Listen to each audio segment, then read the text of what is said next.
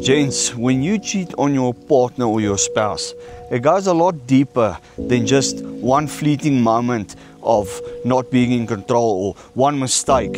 It says so much about you. It says that you cannot be trusted, not only by your spouse, but neither can you be trusted by friends, family, or business partners.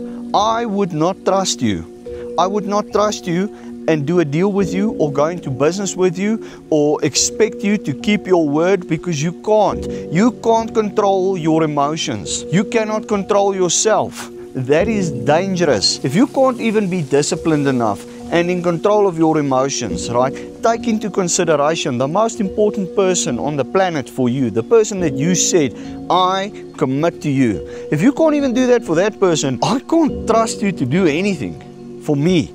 Who's going to trust you? You are screwed, my man. And that is why you should develop your mind, your body, and your soul. Have an intimate relationship with your Creator so that you are capable of being a man that is in control of himself. A man that can restrain himself. A man that pays attention to what he lets into his heart, his mind, and his ears.